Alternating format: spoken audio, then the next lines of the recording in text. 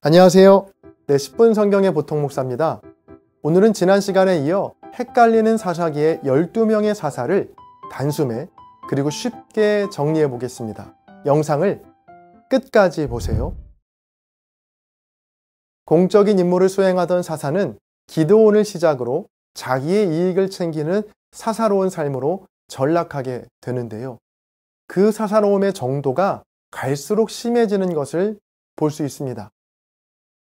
이스라엘의 6번째 사사 돌라입니다. 사사 돌라에 대한 기록은 매우 간단합니다.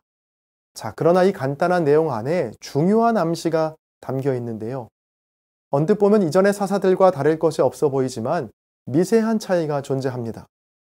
먼저 이전의 사사들은 하나님께서 세우셨다라고 기록하지만 이 돌라가 사사가 되는 과정을 설명할 때는 하나님이 세우셨다가 아니라 돌라가 일어나서 라는 표현을 쓰고 있거든요. 이 이스라엘의 사사가 하나님의 대리인으로서 공적인 임무를 담당하는 것이 아니라 자기의 힘과 자기의 유익을 위해 일하는 사사로운 삶으로 전락했다라는 것을 보여주죠. 또 사사의 마지막에 대한 기록도요. 이전의 사사는 그 땅이 평온하였다고 하지만 돌라의 마지막은 사사가 된 지 23년 만에 죽었다라는 것으로 끝이 납니다. 이스라엘의 7번째 사사 야일입니다. 길르앗 사람 야일은 22년 동안 사사로 살아갑니다. 이 야일에게는 무려 30명의 아들이 있었는데 그들이 나귀와 성읍을 가졌다라고 나오죠. 사사의 힘을 자기의 소유와 재산을 늘리는 도구로 사용했음을 알 수 있습니다. 사사 야일은 죽은 후에 가몬에 장사됩니다. 이스라엘의 8번째 사사 입다입니다. 이스라엘 자손은 다시 하나님 앞에 악을 행합니다. 그런데 이번에는 그 정도가 좀 심했는데요.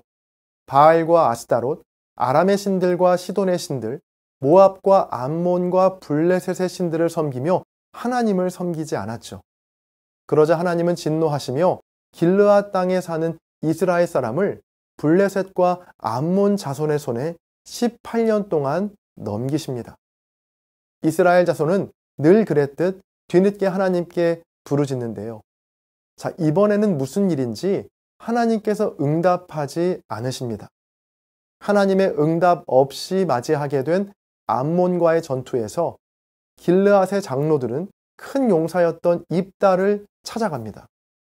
이 입다는 기생의 아들로서 건달패들과 어울려 지내던 자였거든요.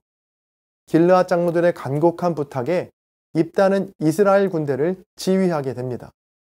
그렇게 입다가 길르앗의 장로들에 의해 세워진 뒤에야 여호와의 영이 입다에게 임하게 됩니다. 입다는 암몬과의 전투를 앞두고 하나님과 거래를 하죠. 하나님께서 암몬 자손을 자기 손에 넘겨주시면 전투를 마치고 돌아오는 길에 자기 집 문에서 가장 먼저 나와 영접하는 그 사람을 번제물로 드리겠다는 아주 끔찍한 서원이었습니다. 입다는 전투에서 승리하게 되고 그가 자기 집에 이를 때에 가장 먼저 나와 영접한 사람은 다름 아닌 자기의 딸이었습니다. 잘못된 서원은 취소할 수 있었지만 입다는 자존심 때문인지 아니면 무지 때문인지 그 서원을 취소하지 않습니다. 그렇게 입다의 딸은 어이없는 죽음을 맞이하게 되죠. 사사로운 그의 행적은 계속됩니다. 동족인 에브라임과의 갈등 상황에서 에브라임 사람을 무려 4만 2천 명이나 죽이는 끔찍한 일을 저지릅니다. 입다는 6년간 사사로 있었고 죽어서 길르앗에 있는 성읍에 장사됩니다. 이스라엘의 9번째 사사 입산입니다. 입다를 이어 사사가 된 입산은 30명의 아들과 30명의 딸이 있었는데 모두 밖의 사람과 결혼을 시켜 결혼 동맹으로 자기의 세를 넓혀갔죠. 입산은 7년간 사사로 이스라엘을 다스린 후에 베들레헴에 장사됩니다. 이스라엘의 10번째 사사 엘론입니다. 엘론은 10년간 사사로 이스라엘을 다스렸는데 그가 묻힌 곳을 스불론 땅의 아얄론이라고 기록합니다. 이 아얄론은 사사 엘론의 이름과 히브리어 자음이 같은데요. 성읍의 이름을 자기의 이름으로 따서 지었다는 것을 의심해 볼 수 있습니다. 자, 역시 기드온 이후의 사사들이 얼마나 사사로워졌는가를 알 수 있게 하는 대목이죠. 이스라엘의 11번째 사사 압돈입니다. 압돈도 역시 많은 자녀와 많은 재산을 가졌는데요. 40명의 아들과 30명의 손자들이 전부 어린 나귀를 소유할 정도의 부를 누렸습니다. 압돈은 8년간 사사로서 이스라엘을 다스린 후에 비라돈에 장사됩니다. 이스라엘의 마지막 12번째 사사 삼손입니다. 이스라엘 자손은 하나님 앞에 또다시 악을 행했고 하나님은 이스라엘을 블레셋 사람의 손에 40년 동안 넘기십니다. 자, 이 삼손은 태어날 때부터 하나님께 바쳐진 나실인이었는데요. 나실인인 삼손이 지켜야 할 규례는 총 3가지였습니다.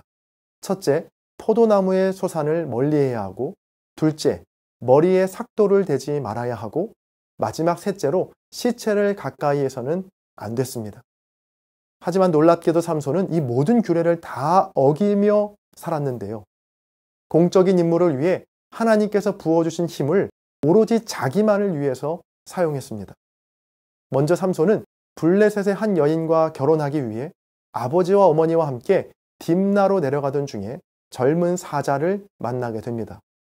삼손은 손쉽게 사자를 제압했고 시간이 흐른 뒤에 삼손은 자기가 죽인 사자의 시체에 있는 꿀을 떠서 자기도 먹고 부모에게도 가져다 주죠. 자, 죽은 시체를 가까이에서는 안 된다는 나실인의 규정을 어긴 것입니다.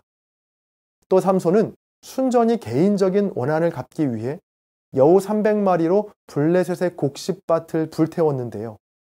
화가 난 블레셋 사람들이 삼손에게로 몰려왔고 삼손은 엄청난 힘으로 블레셋 사람들을 쳐 죽입니다. 삼손으로 인해 이스라엘과 블레셋과의 관계가 나빠지자 유다 사람들은 숨어있던 삼손을 찾아 블레셋에게 삼손을 넘겨줍니다. 레히라는 곳에 도착한 삼손은 그곳에서 나귀의 턱뼈로 블레셋 군사 1000명을 죽이는 놀라운 괴력을 보여줍니다. 자, 이렇게 삼손이 힘을 쓰는 사건들에는 공통점이 있습니다. 다 싸움의 이유가 모두 지극히 개인적인 문제 때문이었다는 겁니다. 사사기 16장에 보면 삼손이 성문의 문짝을 통째로 어깨에 매는 장면이 나오는데요. 이건 역시 블레셋 땅 가사에 있는 기생의 집에 찾아간 것 때문에 벌어진 일이었습니다. 삼손의 생애 어디에도 하나님을 향한 두려움이나 공적인 임무를 수행하는 흔적을 찾아볼 수 없죠. 이런 일관된 태도는 그의 마지막 순간까지 계속되는데요. 들릴라에게 3번이나 속아 위험에 처했지만 자기의 힘이 머리카락에서 나온다는 진실을 말하는 그 장면에서 그가 얼마나 하나님의 말씀을 가볍게 여겼는지를 알 수 있습니다. 아마 삼손은 자기의 머리카락이 잘려도 자기에게 있는 힘이 사라지지 않는다라고 생각했을 겁니다. 왜냐하면 삼손은 처음부터 나실인의 규례들을 모조리 어겨왔었거든요. 포도원에 거리낌 없이 들어가고 시체를 가까이 하고 블레셋의 청년들과 잔치를 벌여 마음껏 먹고 마셨거든요. 그런데도 삼손의 힘은 사라지지 않았습니다. 그래서 삼손은 들릴라에게 머리카락의 비밀을 말해줄 수 있었던 겁니다. 지금까지 그래왔던 것처럼 나실인의 규례를 어겨도 자기의 힘은 여전히 강할 것이라는 오만함이 있었거든요. 그러나 이번에는 달랐습니다. 머리카락이 잘리자 삼손의 강한 힘은 사라지게 되었고 그는 눈이 뽑혀 가사에 있는 감옥에서 맷돌을 돌리는 인생으로 전락하게 됩니다. 그러다 삼손은 다곤 신전으로 불려와 블레셋 사람들의 조롱거리가 되었는데요. 삼손은 신전의 2 기둥을 붙들고 그 신전을 무너뜨림으로 신전에 있던 수많은 블레셋 사람과 함께 삼손도 죽음을 맞이하게 됩니다. 이 삼손의 마지막인 다곤 신전을 무너뜨린 사건도 순전히 자기의 눈을 뺀 블레셋 사람을 향한 개인적인 원한, 복수가 그 이유였습니다. 그렇게 삼손은 20년 동안 이스라엘의 사사로 있었지만 그가 있는 동안 이스라엘이 평온했다는 기록 없이 12명의 사사의 시대는 이렇게 마무리됩니다. 지금까지 이스라엘의 12명의 사사에 대해서 살펴봤습니다. 공적인 부르심을 받은 사사가 사사로운 삶으로 전락할 때 얼마나 비참해질 수 있는가를 함께 살펴보았는데요. 저와 여러분 모두는 사사로운 사사가 아닌 사사다운 사사로서 세상의 빛과 소금의 역할을 잘 감당하게 되시기를 바랍니다. 그럼 저는 다음 영상에서 뵙겠습니다. 감사합니다.